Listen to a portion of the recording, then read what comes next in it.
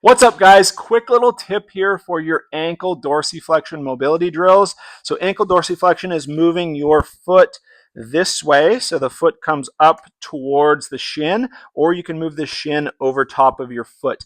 If you're someone who's been hammering ankle dorsiflexion drills like I used to be, trying to gain this range of motion and nothing seems to be sticking, the first thing I would say is to check inversion and eversion of the foot. If you're lacking in that rotational component of this joint, it can definitely be a limiter as to why this isn't improving and sticking longer than you want it to. The second thing I'll point out, and that's going to be kind of the point of this video, is to know the anatomy of the foot, to know where to actually direct the forces with ankle dorsiflexion. So most people, when they do an ankle dorsiflexion drill, they really keep it sagittal plane, and then what they're stretching or mobilizing is this ankle mortise joint, which is the tibia and the talus, which is kind of this dome-shaped joint right here. It sits right along this line. The problem with that is that there's two types of feet. First is a very rigid, supinated, stiff foot.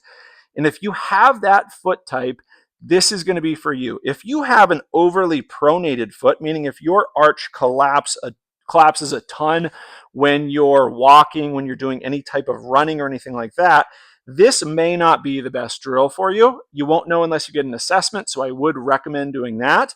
But if you have a stiff, rigid foot type, this could be a game changer for you.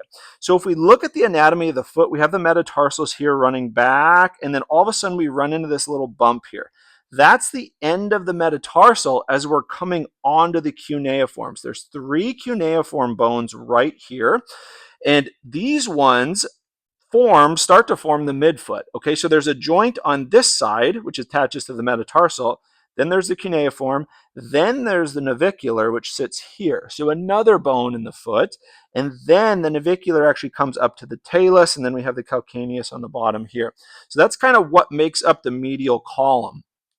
It's important to note that a lot of people who are doing ankle dorsiflexion work are just hammering this ankle mortise joint over and over and over, and they might be restricted more in the midfoot, which I am someone who palpates a lot of feet. So what you'll find over time is that there's a lot of people that have restrictions in the midfoot. I would say more common actually than the ankle mortise joint. So what you can do is you can use this web contact right in between your thumb and your index finger, and you can slide that on to the different parts of the midfoot and then just kind of use overpressure and feel how that feels. Does it have a little bit of springiness to it? Now, if you've never done this before, this is going to be hard to feel. It takes a lot of hours of palpating joints to get good at this, but it can just help give you a little bit of information as to where, I just feel like that's not moving. And if it's not moving, that's what I want you to actually take into your ankle dorsiflexion drill. So I have this little slant board elevation here. You can use a yoga block if you want. Anything to bring your foot up where you have a little gap in between the middle of your foot and the floor.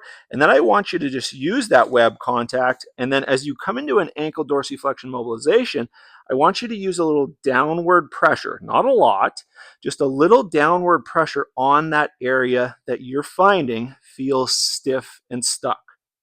Okay, so we're almost mobilizing that specific joint that you're restricted in, rather than you just doing this and forcing movement into this joint that's might be moving too much already.